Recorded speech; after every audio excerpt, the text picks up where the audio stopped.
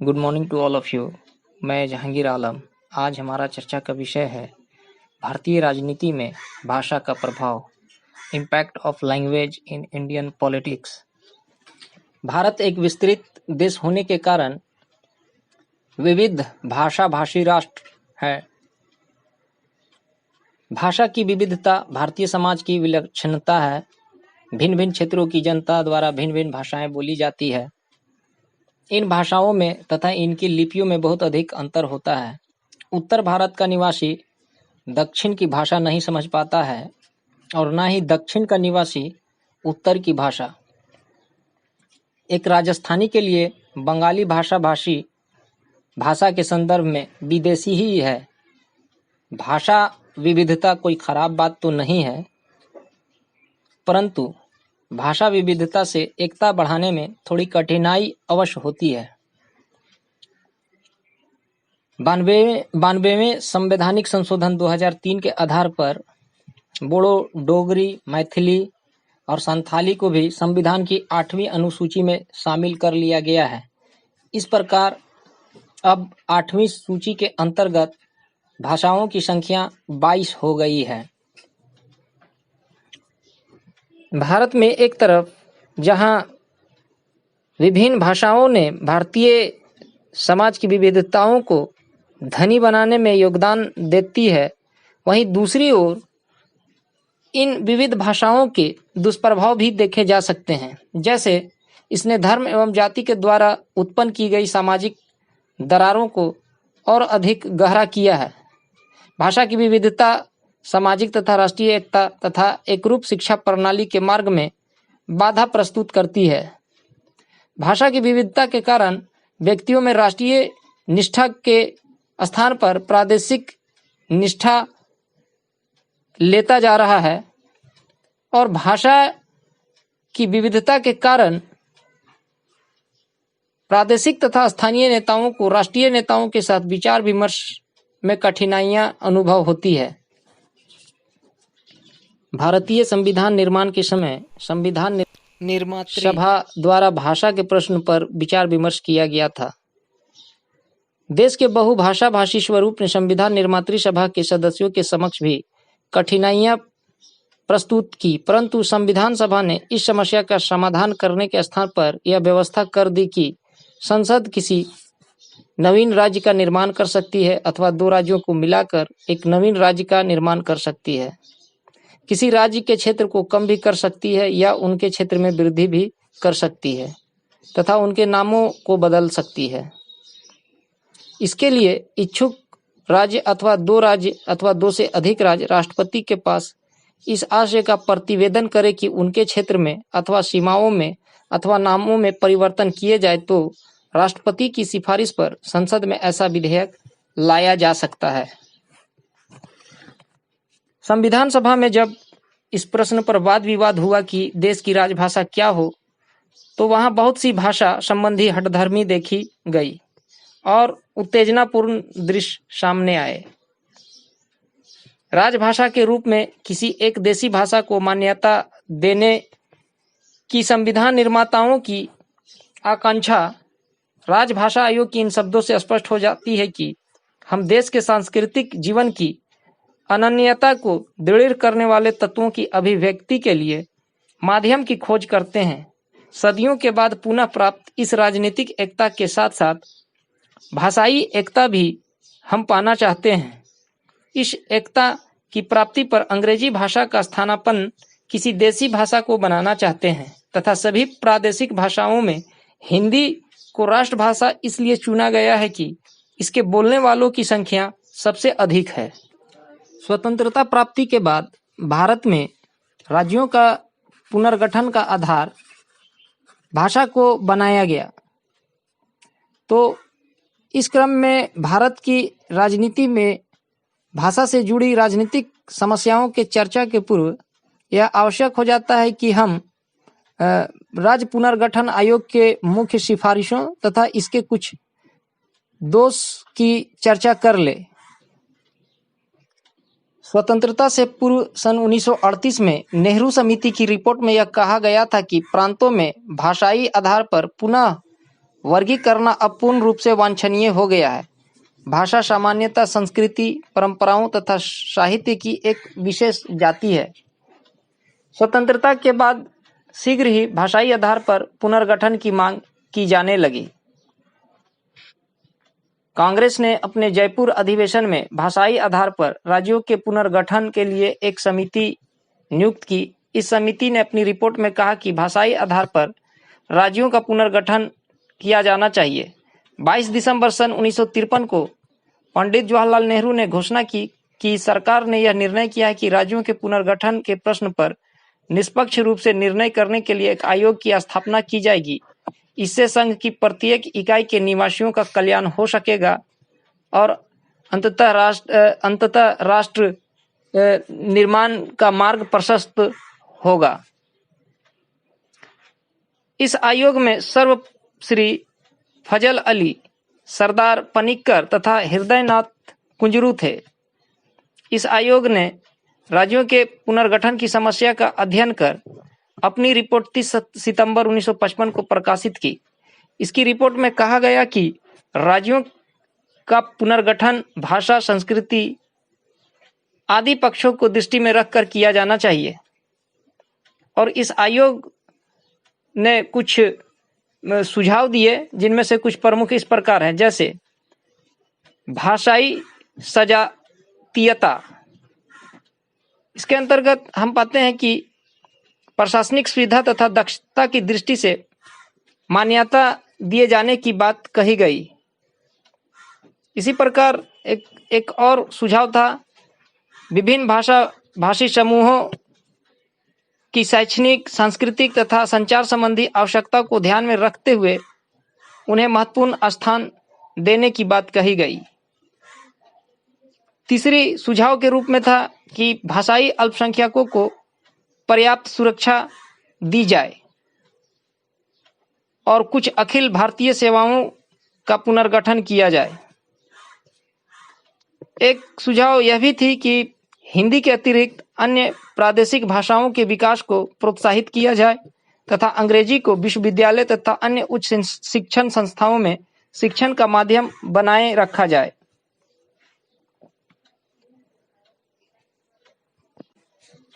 इस आयोग द्वारा राज्यों के पुनर्गठन के आधार के रूप में भाषा को स्वीकार किया गया, परंतु साथ ही साथ एक सुझाव यह भी दिया गया कि एक भाषा एक प्रांत के विचार को प्रोत्साहित ना किया जाए, क्योंकि एक भाषा के बोलने वाले एक से अधिक प्रांतों में भी हो सकते हैं तथा एक प्रांत में विभिन्न भाषी समूह भी पाए जा सकते हैं। सन 1956 के राज्य के पुनर्गठन विधेयक के अंतर्गत संपूर्ण देश को 14 राज्यों तथा 5 केंद्र शासित प्रदेशों में विभाजित किया गया था। सन 1960 में बम्बई पुनर्गठन अधिनियम के द्वारा बम्बई राज्य को 2 भागों महाराष्ट्र तथा गुजरात में विभाजित किया गया। सन 1961 में एक अन्य अधिनियम पारित कर नागा पहाड़ियों के प्रदेश को मिलाकर नागालैंड का निर्माण किया गया। सन 1962 में इसे पृथक राज्य का दर्जा प्रदान कर दिया गया। सन 1966 में भाषाई आधार पर पंजाब राज्य का पुनर्गठन कर इसे 2 भागों में विभाजित किया गया, पंजाब तथा हरियाणा। परंतु पंजाब राज्य का समाधान नहीं हो सका, अतः दास आयोग की नियुक्ति भी की गई। दास आयोग ने अपनी रिपोर्ट में कहा कि चंडीगढ़ पंजाब को दिया जाना चाहिए। केंद्र सरकार ने इस आयोग की सिफारिश को अस्वीकार कर दिया। सन 1985 में यह निर्णय किया गया कि चंडीगढ़ पंजाब को दे दिए जाएं तथा हिंदी भाषी कुछ क्षेत्र हरियाणा को दिए जाए। केंद्र सरकार हरियाणा सरकार को वित्तीय सहायता अपनी राजधानी बनाने के लिए देगी। अभी तक इस समस्या का समाधान पूर्ण रूप से नहीं हो सका है। सन 1970 में केंद्र सरकार ने आसाम राज्य के अंतर्गत मिजो तथा गारो हिल की पहाड़ियों को मिलाकर मेघालय नामक उपराज्य का निर्माण किया। इसी प्रकार अरुणाचल प्रदेश नाम के उपराज्य का भी निर्माण किया गया। अब यदि भाषाई आधार पर राज्यों के पुनर्गठन के दोष की बात की जाए तो कुछ दोष प्रतीत होते हैं। जैसे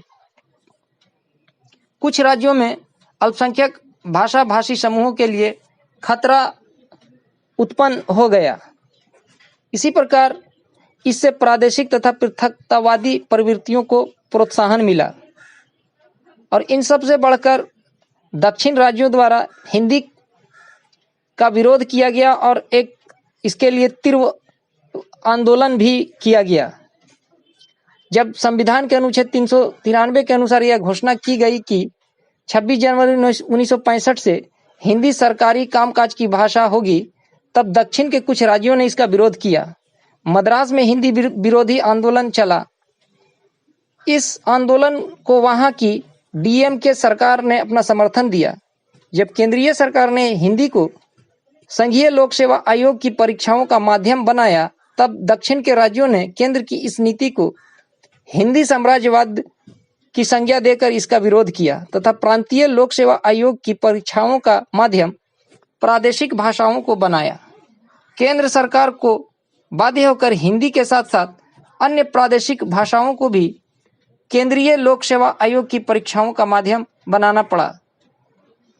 इसी प्रकार एक दोष के रूप में है पृथक राज्य की मांग होने लगी। सरकार के भाषाई आधार पर राज्यों के पुनर्गठन के कारण मद्रास वालों ने पृथक तमिलनाडु, पंजाब वालों ने पृथक सिख राज्य तथा आसाम के पहाड़ी प्रदेशों ने भी पृथक राज्य की मांग आरंभ कर दी।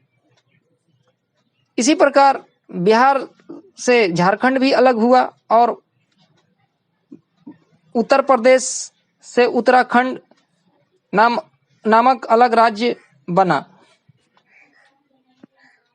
भारतीय राजनीति में यदि भाषा के प्रभावों का हम विश्लेषण करें तो पाते हैं कि भाषा का प्रश्न भारत में राजनीतिक प्रश्न बन गया। भाषा के आधार पर राजनीतिक दलों एवं राजनीतिज्ञों ने जनता को भड़काने का प्रयास किया और प्रायः इससे देश के एकता और अखंडता के समक्ष चुनौती प्रस्तुत होती रही है। भारत के राजनीति में भाषा से जुड़ी हुई राजनीतिक समस्याओं को कुछ प्रमुख शीर्षकों के अंतर्गत विश्लेषित किया जा सकता है। जैसे पहला, हिंदी के विरोध की राजनीति। हिंदी भाषा को राष्ट्रभाषा घोषित किए जाने के तुरंत बाद ही गैर हिंदी राज्यों ने इसका तीव्र विरोध करना शुरू कर दिया। उनका मानना था कि यह हिंदी भाषी जनता पर हिंदी को थोपने के जैसा है और गैर हिंदी राज्यों का मानना था कि इससे उनके सार्वजनिक जीवन अस्त व्यस्त हो जाएगा। केंद्र सरकार ने इसके लिए पहले तो द्विभाषावाद की नीति अपनाई।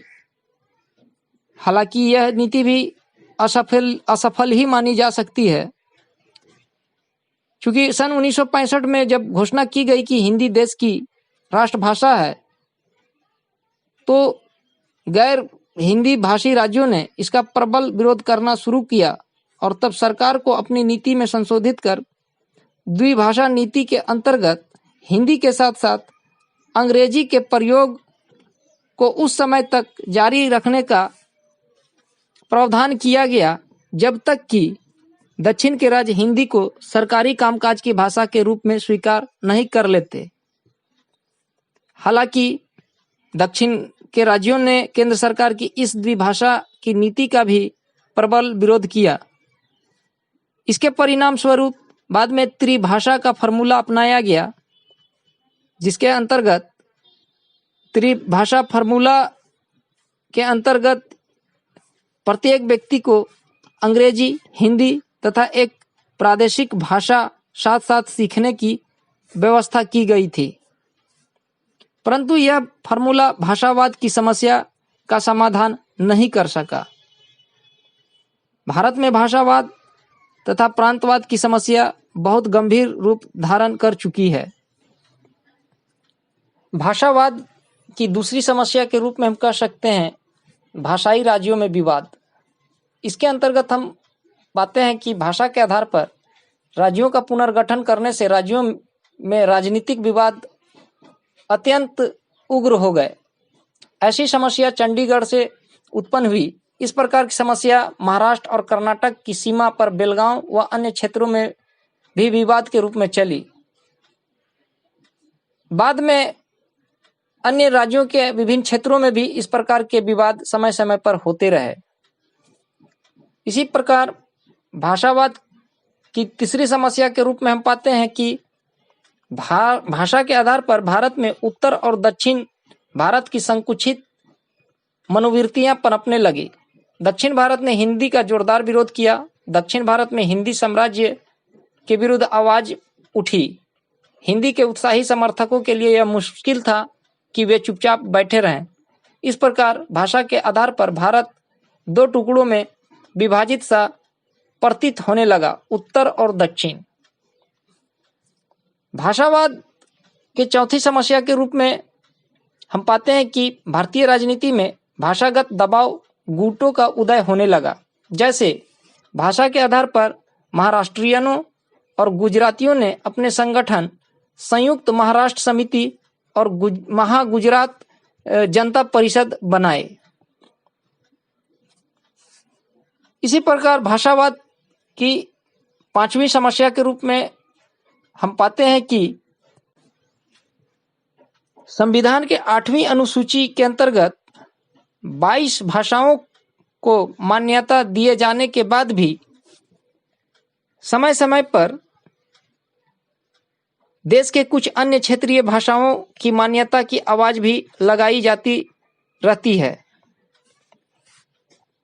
इसी प्रकार भाषावाद के अगली समस्या के रूप में उर्दू भाषा के सवाल को चुनावी मसला बनाना भी है।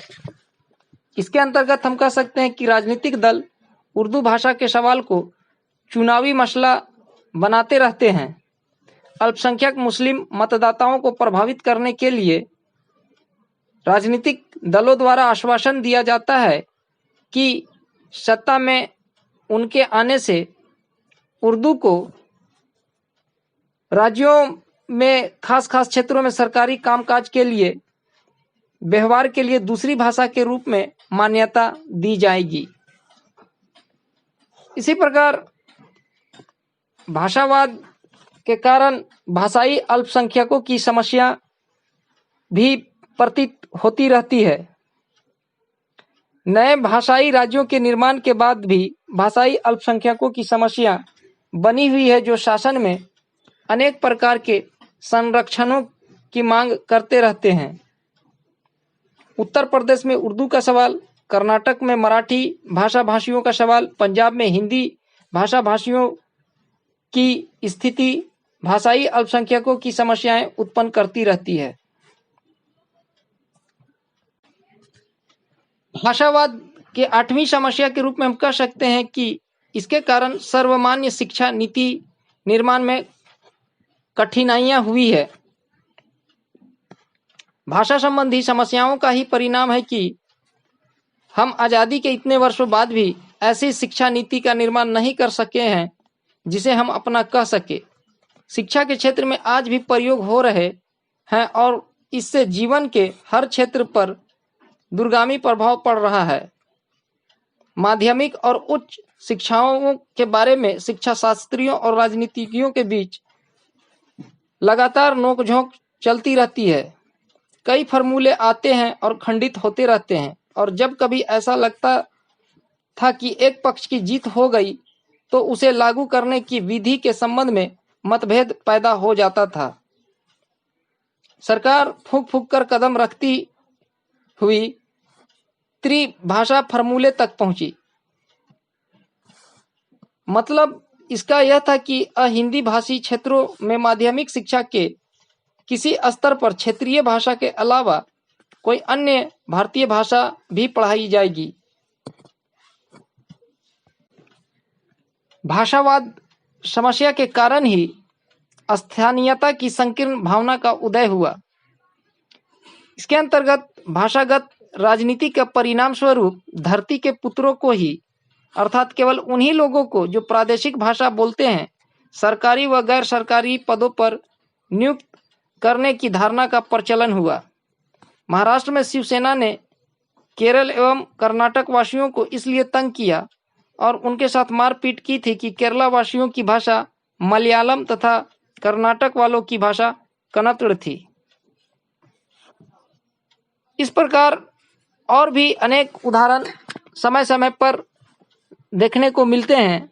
जैसे बिहार के बिहारियों को भी जब महाराष्ट्र या गुजरात जैसे जगहों में सरकारी नौकरियों में आने की बात होती है तो वहाँ के स्थानीय लोगों के द्वारा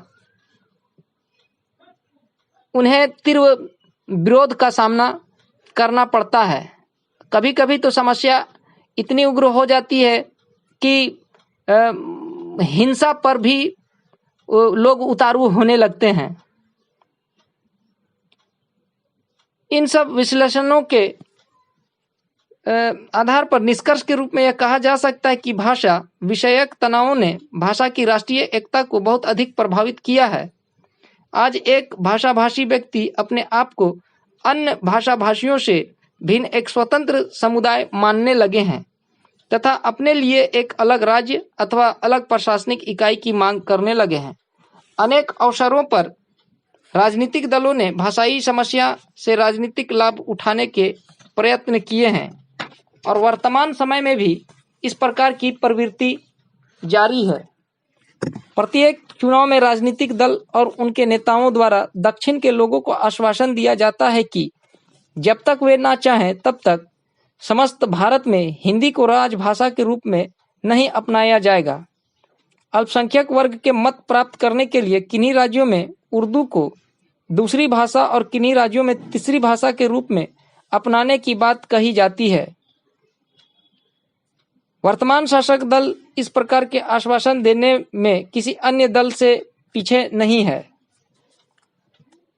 भारत की एकता, अखंडता और यहाँ की भाईचारगी को बनाए रखने के लिए भाषावाद समस्या पर देश के सभी राजनीतिक दलों और इससे संबंधित सभी पक्षों को मंथन करने की आवश्यकता है और आवश्यकता इस बात की है कि सभी पक्ष इसके लिए देश हित में संतुलित और संयमित दृष्टिकोण अपनाने की कोशिश करे ताकि देश की विविधता बनी हुई रहे और इसके साथ साथ देश की एकता और अखंडता को मजबूत करते हुए भी देश को प्रगति के मार्ग में आगे ले जाया जा सके।